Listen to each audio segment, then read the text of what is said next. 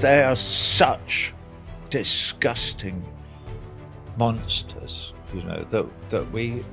But retribution is at the bottom of our list. It's at the bottom of my list. The top of my list is any single child getting the help that it is going to need to transcend the horror that none of us will ever be able to even begin to understand of what's been done to them in Palestine since 1948. I'm not just talking about since October the 7th, 2023. I'm talking about 80 years of a monster, a rampant, raging, ethno and religio-supremacist monster.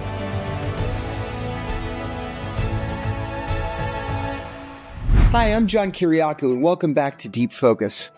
It seems like things just get worse and worse and worse by the day in Palestine, specifically in Gaza, but there are problems in the West Bank as well.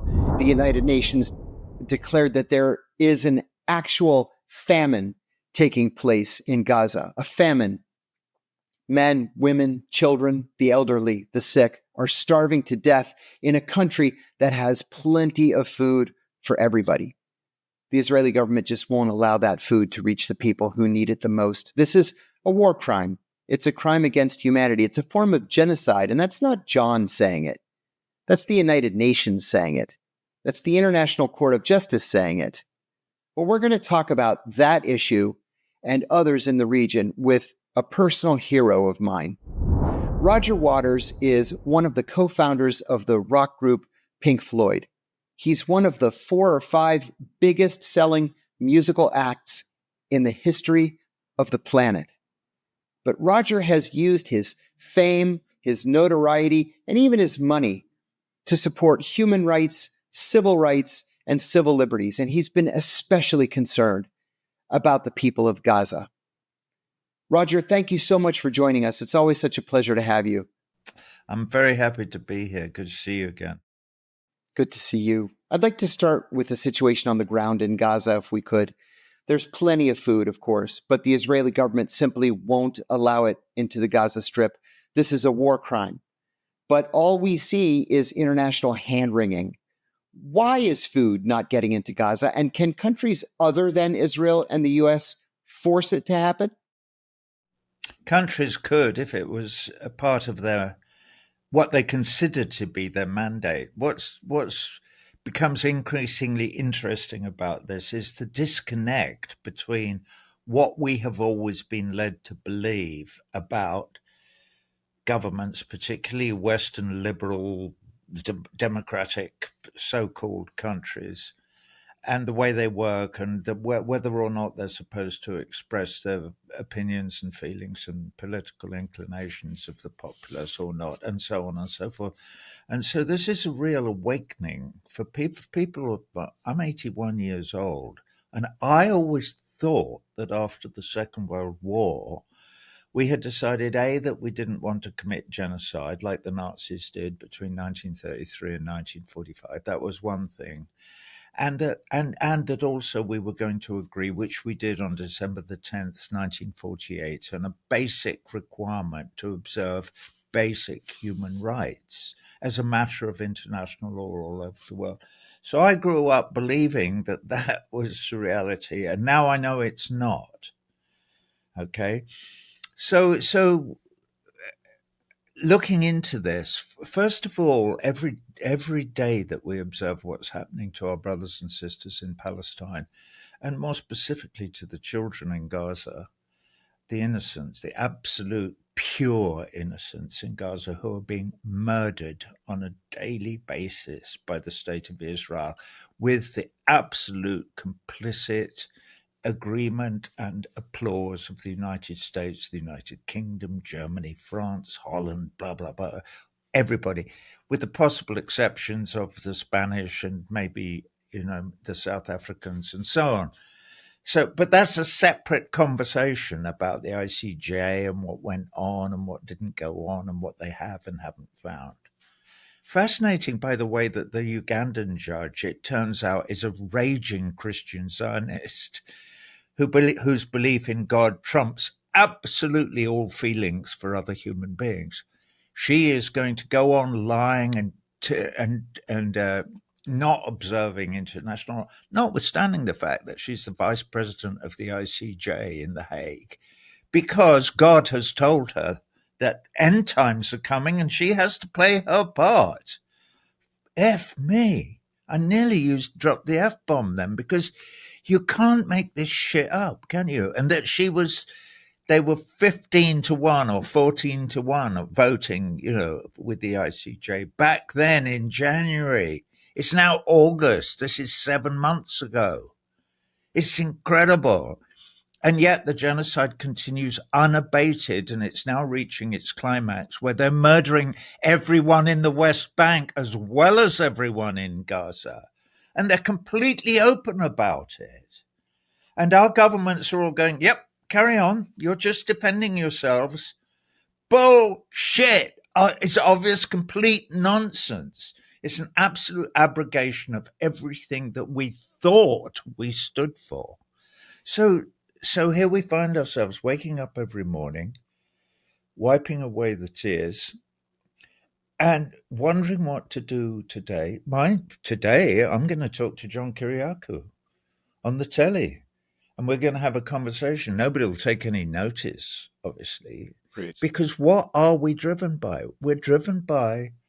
We live in a world, the Western world. I can't talk about the Chinese or the Russians or anybody. I don't speak Russian, so I don't feel, Gilbert Doctorow obviously does speak Russian, and so does Ray. Ray speaks Russian, and I don't, so I can't really claim to have much of a insight into what goes in Russia. But from my observation and what I hear ordinary Russian people saying in translation, it feels to me as they're very much like me and John Kiriakou and the rest of us. And all of those who go, hold on a minute, we're human beings. This isn't what we want. Why is it? It's because it's what they want. It's what Jeff Bezos wants. It's what Mark Zuckerberg wants. It's what Bill Gates wants. It's what the ruling class want. They want to maximize the bottom line for their shareholders and for themselves. And they want to go on getting richer and richer and richer. It's not enough for them that they're worth $200 billion. They want to be worth $1 trillion. They would actually prefer it if there were only 10 of them in the world and they owned everything and the rest of us were slaves. And that is what is going on. So the scales are falling from our eyes. We always believed them when they said never again. But they didn't mean it.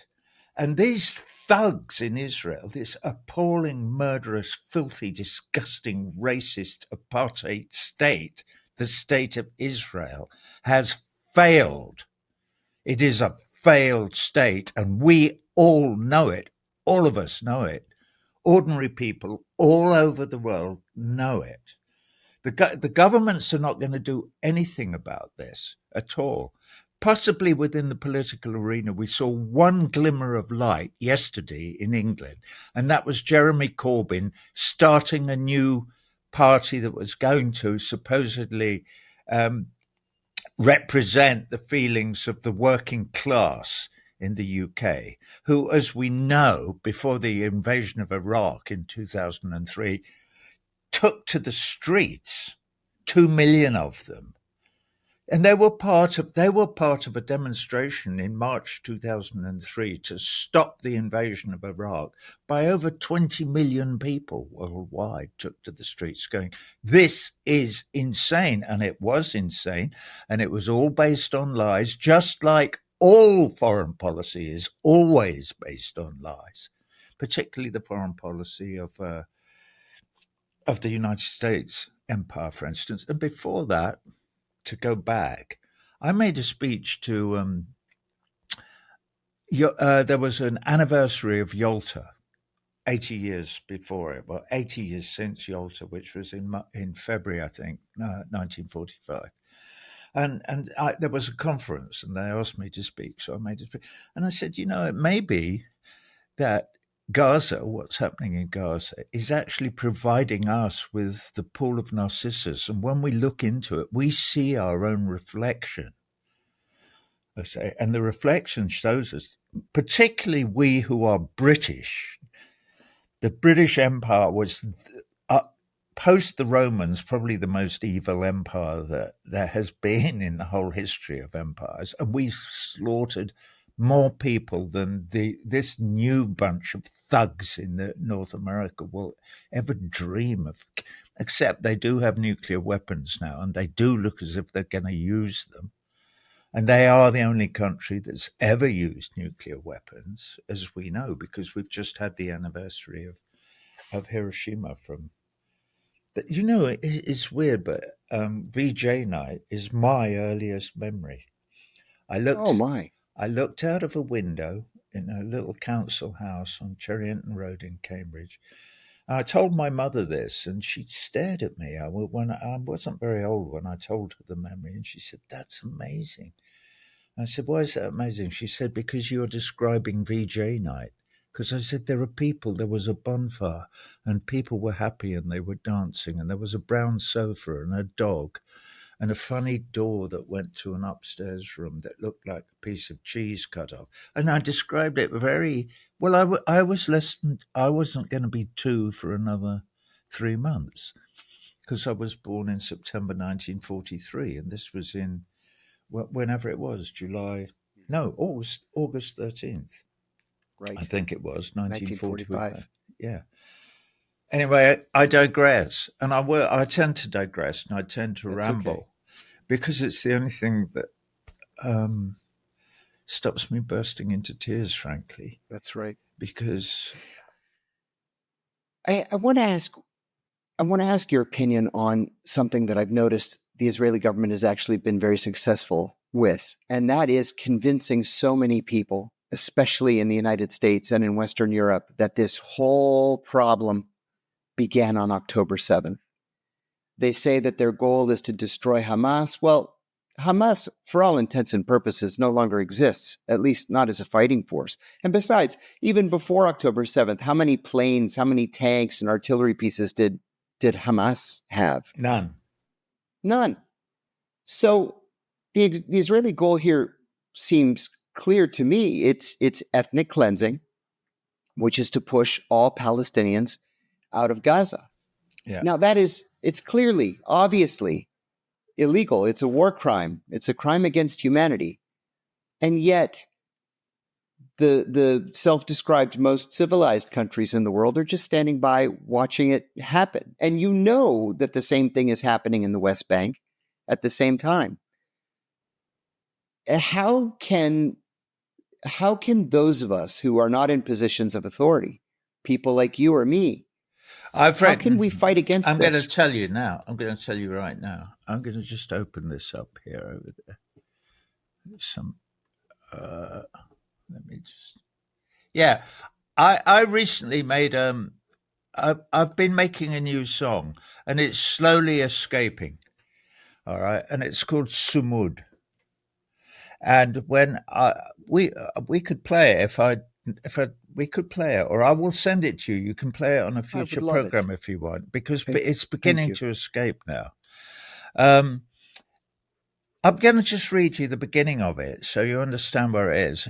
At the beginning of it, there is a voiceover to the introduction, and it says, there is a word in Arabic, sumud. It means steadfast perseverance, particularly in resistance to the occupation of your homeland. And then it goes on to, and it's a poem about how all I want and I dream of is when voices join in harmony. And I begin to describe what it might be like if we all sang together as a choir in resistance to the infamy of whatever.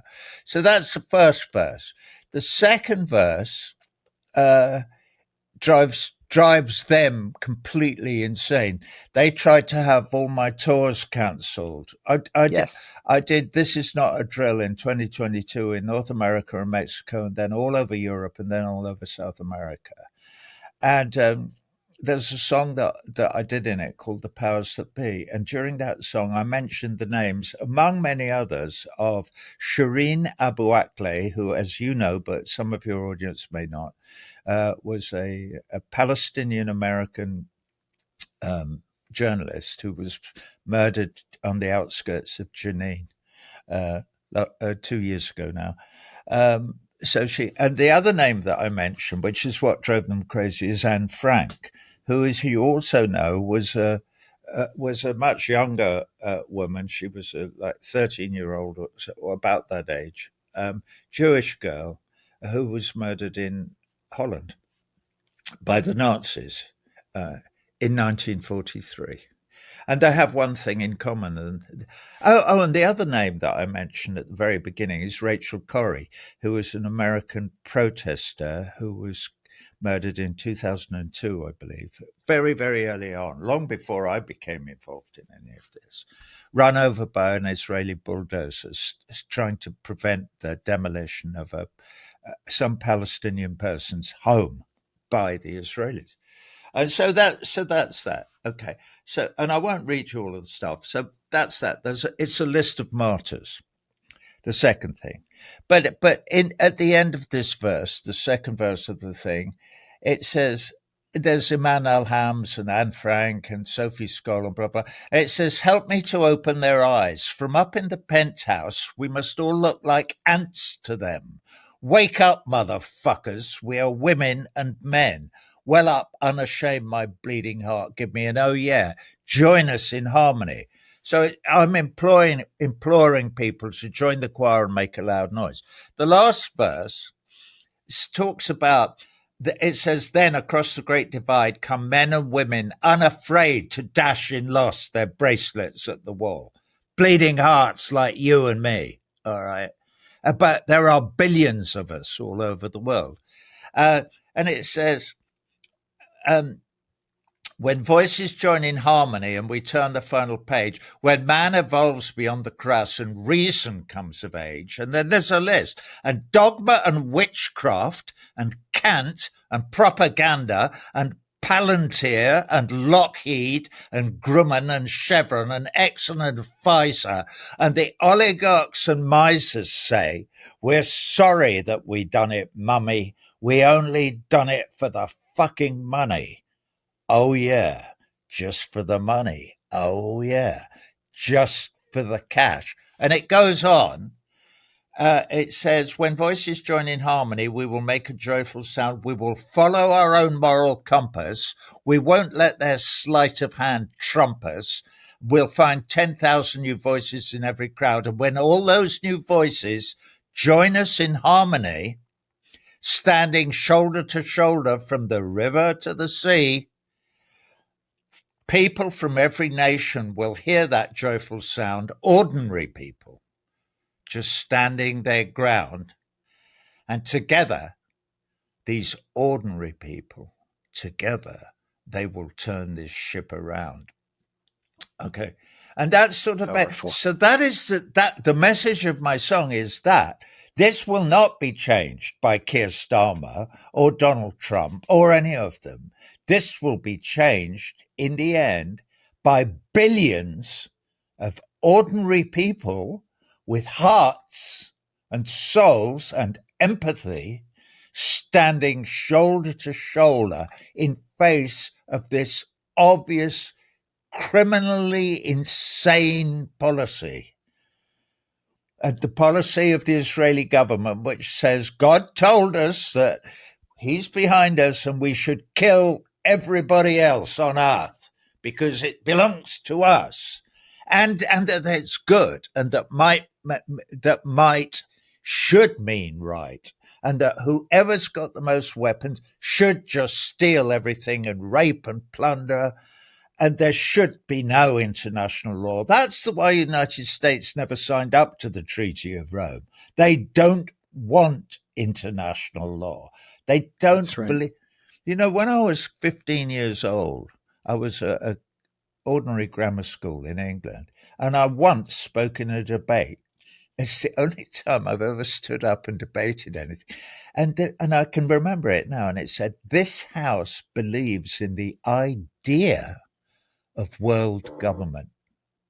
Well, that's what The Hague is about. That's what the rule of international law is about. It's about the whole world and all the human beings on it being governed by a system of international law that we are all required to obey.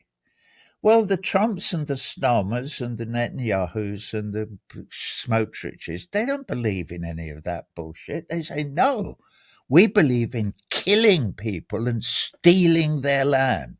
That's what we believe in, and we always did. And it didn't start on October the 7th. We've believed this since the Mayflower landed in the 1640s in North America. That was our Zion. And we killed everybody. There's a very few left. I know them. They're friends of mine. I'm very close with the Shinnecock Nation, where I live in the northeastern United States of America. So this is very, very recent history. This only goes back to 300 years. It's a blink in the history of this old star that we call the sun. Anyway. You remind me of a story that you told several years ago. We were both speaking at an event here in Washington for the Washington Report, and you talked about approaching entertainers who had been very active in the anti-apartheid movement and were instrumental in many ways in bringing down apartheid. Yeah. Yet they didn't want to get involved with Palestine. And their message to you, I remember, was actually consistent. It was that the issue was complicated. Yeah. That was the word that they kept using. And you said, actually, it's not very complicated. It's pretty straightforward, where innocent people are dying for no reason. Yeah. And so here we are 3 years later. Has that changed in any way? No. They're still trotting out exactly the same bullshit. They're still saying that all of this is just a response to the heinous attack by Hamas on October the 7th. No, the attack by Hamas on October the 7th is a natural reaction. It's part of Sumud, which is perseverance in the resistance to the occupation of Palestinian land that has been going on since the Nakba, which started on the 10th of May in 1948. So there's nothing new about this. October the 7th is an absolute side issue. It's not is it just completely natural and normal that the indigenous people of an occupied land will resist and they will use military force if they are able to or if they can. And it's not just that they will do that, it's that they have every right to do that. They're required morally and even under international law to respond. They have absolute right to respond militarily to the occupation. So it's none of this has ever been complicated. If you go back to 1917 and the Balfour Declaration, which is only a sort of public letter from the foreign secretary of the then government or whatever Balfour's position was in the government, to a banker, a Jewish banker, albeit Lord Rothschild, saying, we look favorably, Her Majesty's or His Majesty's government look favorably upon the creation of a homeland for the Jewish people in the. But let's not forget, the Balfour Declaration is only that long. Right. And the second sentence says, always being understood that the civil and legal and whatever religious rights of the indigenous people of Palestine are not affected detrimentally in any way. Whoa, we forgot that bit about the Balfour Declaration, didn't we? So Balfour didn't say, and this government looks favorably upon you going in and murdering them all and stealing their washing machines, TV sets, and all their olive trees and their streams and their mountains and their access to the Mediterranean Sea, for instance, and all the rest of it, and destroying them. down to the lot and doing the Amalek thing, which Netanyahu is so keen on bringing up, and will kill all their pigs and goats and sheep and all their swine and blah, and on and on and on. It didn't say that. I'm not saying that the Balfour Declaration was a good thing. It was a terrible idea. Terrible. Yeah. And it always will be. And any colonial notion like that of a people going into a populated, seriously populated country with its own... And let's not forget as well that for thousands of years, the people in that somewhat desert, but also very fertile in some places, had been living together with their different Abrahamic religions, including Judaism, Christianity, and the Muslim religion, for hundreds of years. Well, at least 2,000 since Christianity was in its infancy, which was 2,000. All been living cheek by jowl. Yeah, all right, the Crusaders went in there in the 15th century or the 14th or whenever it was and did quite a lot of murder and mayhem because they were demented and they came from England, for goodness sake. And they were in cahoots with a bunch of bankers and people. It's very like Balfour and Rothschild in its own weird way. But nevertheless, nobody has ever denied that it was, when you look back, even early photographs, pre-Nakba, of what Palestine was like, bustling streets, busy. It was a kind of very important gateway between Western Europe and the Orient.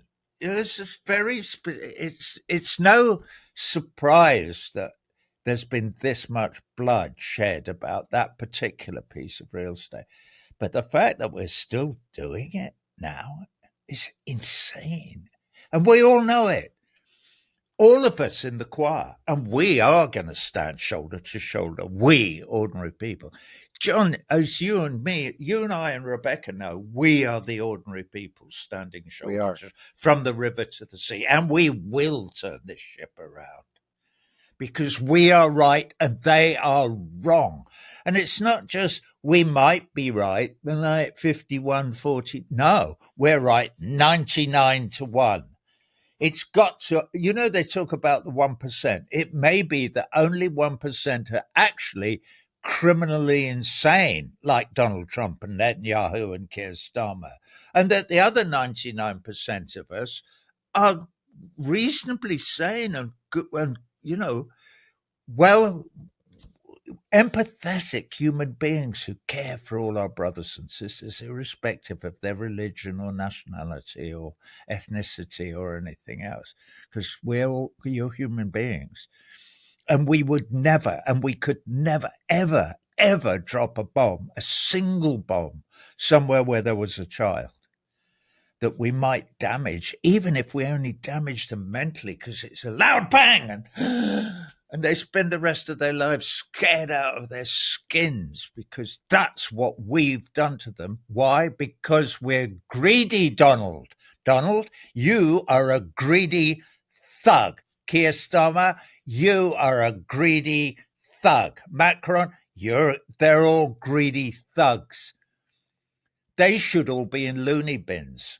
And we, the people, should be using some of our hard-earned money to pay taxes, to have nice nurses and strong men in white coats to look after them and make sure they don't do any more damage, because they're crazy. And we all know it. That's the sick thing. It's so obvious that they are crazy.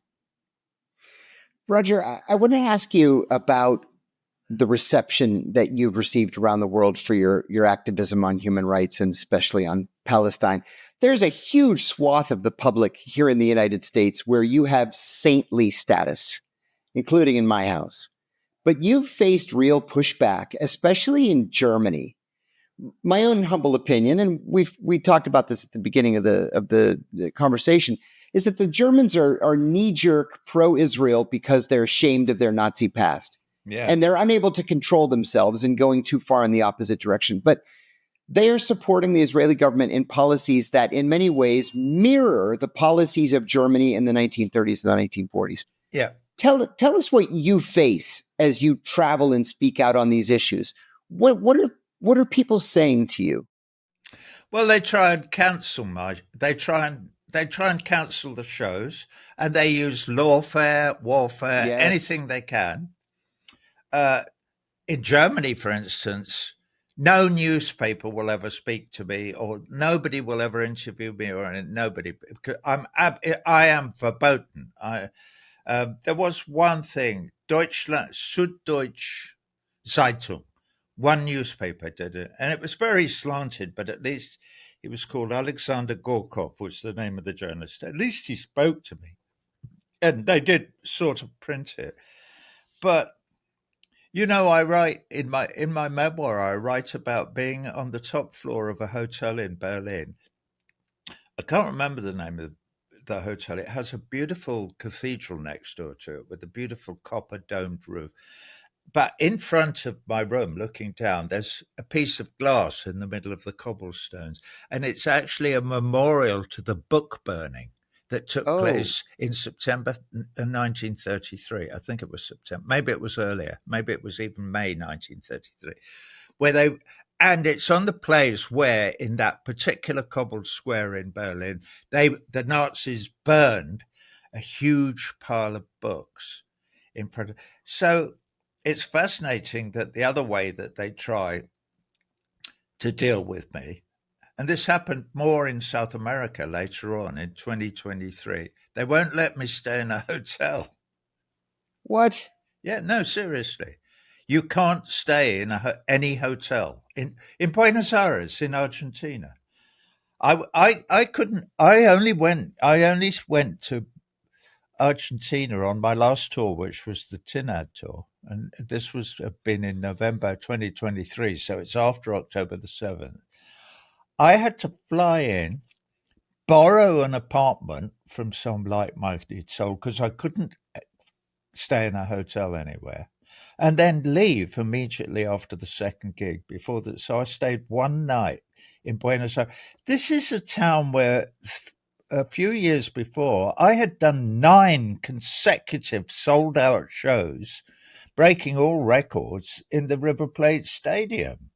65,000 people a night for 9 shows in it. And at the end of 9, I went, I'm not doing anymore. This is crazy. But it was also very, so I was the most popular artist by far, and I couldn't get a room in a hotel because the Israeli lobby said, no, we want him dead. No, there is no room at the inn for this guy. He doesn't believe in murdering people and stealing their land. Well, we do. So And how ironic is it that Germany was the home to so many escaped Nazis after the Second World War? You mean Argentina? I'm sorry, Argentina. Thank you. Yeah, exactly. I believe that the Israeli hierarchy, and there's some circumstantial or even physical evidence to support this, is that they're looking at Patagonia now as to where they may have to go. When Israel finishes, they are all going to have prices on their heads, and they're looking for places to go. And South America is one of the things that they're looking at. I mean, I can smile. I mean, the idea that Smotrich and Ben-Gvir and Netanyahu will end up living in Argentina actually makes me happy. So long as they're not in the Holy Land, I don't care where they end up, frankly. Because they are such disgusting monsters, that we. But retribution is at the bottom of our list. It's at the bottom of my list. The top of my list is any single child getting the help that it is going to need to transcend the horror that none of us will ever be able to even begin to understand of what's been done to them in Palestine since 1948. I'm not just talking about since October the 7th, 2023. I'm talking about 80 years of a monster, a rampant, raging, ethno and religio supremacist monster tearing the throats out of their young and throwing the remains to one side. Let's kill them all. We are the chosen ones. And you might say, people say, oh, he's being anti-Semitic. How dare he talk about this? It's not me. They are the ones who claim that they're chosen by Wahe or whatever his name is, and that they're so superior that they have completely different laws for them. I often say, it's like when Allegra Pacheco took me all over the West Bank in 2007. We went everywhere. And she was working for UNRWA at the time. I think UNRWA, yeah, I think so. So we were in UN vehicles, and they were practically spitting on us just because we were in UN vehicles and whatever. But what am I trying to say here? Yeah. Oh, yeah, I remember her saying to me, I said, well, at least they have nice roads. This is in the West Bank. And she said, yeah, but these roads are only to get to the settlements. The local people aren't allowed to drive on these. I said, don't be stupid. She said, no, you can't drive on these roads. You can because you're a visiting British pop star. But local people, you can't use these roads unless you're Jewish. And I said, what? So it's like, imagine this if you're American. Imagine you arrive at the New Jersey Turnpike and go to get on through the booth or whatever, and you have to show your papers, and they go, oops, you're not a Christian. You can't go on this road. What? Don't be fucking daft. That's absurd. Well, it's the law. Well, that's the law. You can't go on this road unless you're Jewish. What? No, I don't believe you. This is absolute nonsense. This is why we fought the Second World War against the Nazis, you morons. It's so we wouldn't have to deal with any of this Uber and Untermenschen bollocks ever again, because it's nonsense. I mean, if we take it further, we now know, because of the work done by biochemists in the 1990s, we know all about the human genome. We now know that we're all African. Dopey. That's right. Just because he looks Chinese and you don't, and you're darker skinned than he is, doesn't mean we're not all Homo sapiens. We are. We share the same DNA. We are all cousins. We look different because we went and lived in different bits of the globe, and we intermarried with the ones who were living near us. And the climate was different. And so we developed in different ways. But as far as we know, and we're pretty good at this stuff now, that is why some human beings look different than others. And so it's all, it's all absolute nonsense. But I think, for my part as well, I come under attack a lot because I'm an atheist. And so I sometimes put down the Holy Scriptures, saying you shouldn't take this shit too seriously.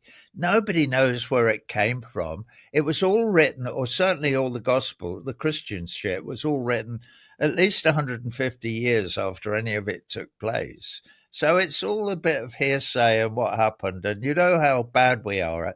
We know now, because we have scientific proof of this, that eyewitness reports of things are totally unreliable. Even somebody who was there nearly always gets it wrong.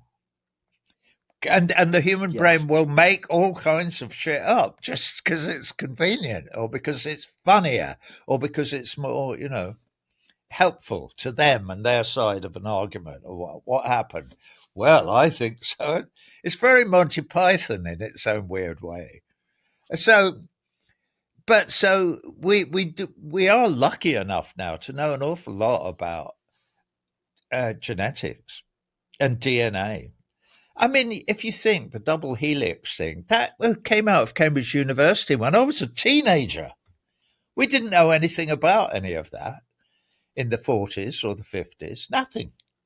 And then suddenly Wilson and whoever the other bloke was, discovered it. Right. They discovered it. They discovered it, and they went, here's the model, and this is what it looks like, and this is what it does. And we all went, wow, that's fascinating. And it is. And it's great to know.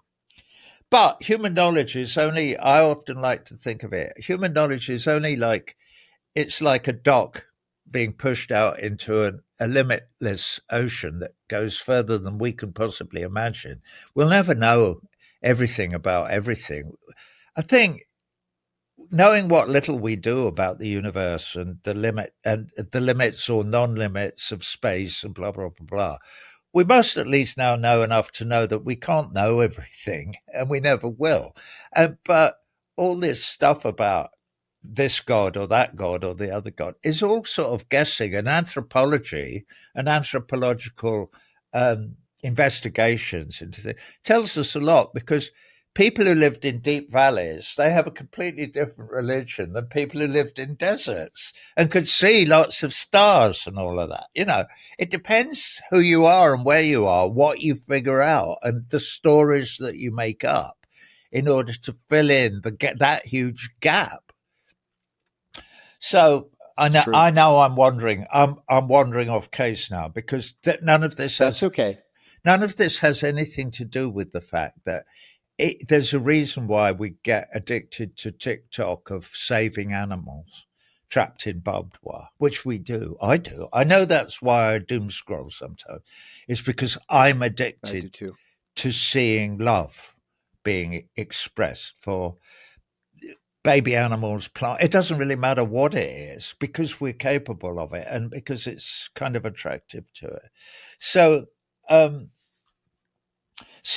we sort of know that we can be good, if good means helping each other. So somebody comes knocking at the door and they're hungry, you feed them. If they're cold, you give them shelter. These are the basic human rights that you and I believe all our brothers and sisters. They should have firstly, they should have freedom to life. Nobody should ever be allowed to kill even one of us. Never, ever. Rule 1. Funnily enough, it's in the Holy Scripts as well. It's called the Sixth Commandment in the Abrahamic original. Thou shalt not kill. That's the first thing. But then there's a right to food, shelter, and possibly education, maybe. Mm-hmm. Or medical care. Let's call those the 5 basics. You know, we believe in that. I believe in it. I do too. I think that's that is the platform upon which I stand. And it's not complicated, and it's very small. It is the Universal Declaration of Human Rights, made by the fledgling United Nations on the 10th of December in Paris in 1948. That is my platform. And I defy anybody on the other side of any political argument to stand up against me in a debate and say, no, that's not important. You're wrong about that, Roger. Well, what is more important than that then? And there is no answer to that, except this. Well, the answer actually is that some of the animals, it's Orwell got it right in Animal Farm, some of the animals are more equal than others. Mr. Netanyahu is way more important than him over there, because he's an Arab and I'm a Jew, and God tells me that I'm far more important. So you're wrong. There should absolutely, universal human rights is the worst idea that anyone has ever had. And that's what they believe. Yeah, unfortunately they do. I have one final question for you. It's something that I struggle with a lot. And this is how you've had to confront these specious accusations of anti-Semitism. So many people all over the world conflate anti-Semitism with anti-Zionism. And indeed, I was talking to an Israeli man, a young Israeli man, this past weekend, and he told me that in the school system in Israel, they are actually taught to accuse anybody who criticizes Israel in any way, to accuse them of anti-Semitism. How should we confront this? What advice would you give? Listen to Nuret Peled. Elhanan, who's a friend of mine. She teaches this in university in Jerusalem. She teaches, her main thesis has been how school books in Israel are set up to create Nazis. That's what they're for. It's an exact parallel with Germany in the 1930s and 1940s. So yeah, it's actually, there's no conversation to be had really, because we're 100% right and they're 100% wrong. And if they can't see, you cannot tell a raging Christian Zionist, you know, Mike Huckabee is a perfect example, that he's wrong, that his reading of the Bible is nonsense. No, Jesus isn't coming back down, and he's not going to take your hand and Mike Pence's and flutter off into heaven with Jesus, with Mike Huckabee and Mike Pence. Can you? Poor Jesus. Oh my God. Imagine spending all eternity with Mike Huckabee and Mike Pence. Oh, well, obviously, he's not going to do that. And it's nonsense. It's obviously complete, insane nonsense. But when you live in small communities out in the Midwest, you sometimes but start talking in tongues and believe that being bitten by snakes is a good thing and all that crap.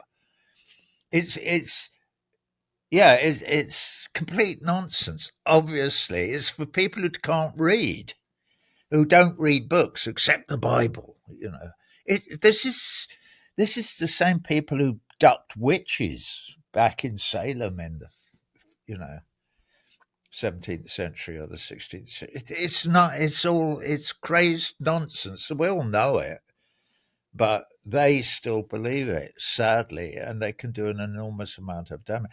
Now, why they all do it, we would need to ask Gabor Mate. You know, I've got a lot of time for Gabor because of his background as a Holocaust survivor and growing up in Hungary, and so you know his being exposed to Stalinism and all that bad stuff as well early in his life. But his all the work that Gabor has done on childhood trauma, I think, is fundamentally important to all of us and to understanding why. Christ, imagine what Netanyahu's young life must have been like, growing up in Brooklyn. We don't hear much about it, but he could not have turned into this monster without there being defining. I'd love to hear what Gabor Mate's theory would be about Netanyahu, not to mention Ben Gvir and Smotrich and the others, and people like Ron Dermer. You know, I was having a conversation many, 30 or 30 years ago, I suppose, maybe not quite that, with another Ron. What the hell was his name? Ron. He was very, very rich. He's recently lost all his money. Perlman. His name was Ron Perlman, and he owned. His mother, I think, left him a cosmetics company. So he owned a huge cosmetics. Anyway, he lived out here. For my sins, a number of marriages ago, I went to a party once at his house or something. And he was, you know, well, I don't want to speak ill of him because I hardly knew him, except he was very, very wealthy. And that doesn't usually do you any. Anyway, one night the phone rang and it was him. And he said, I want you to speak to the other Ron. So I went, Ron who? And before I could, and it was Ron Dermer, who is now, I don't know what he is in the current government in Israel, but he tried to bend my ear to persuade me that I was making a terrible mistake in speaking out against Israel.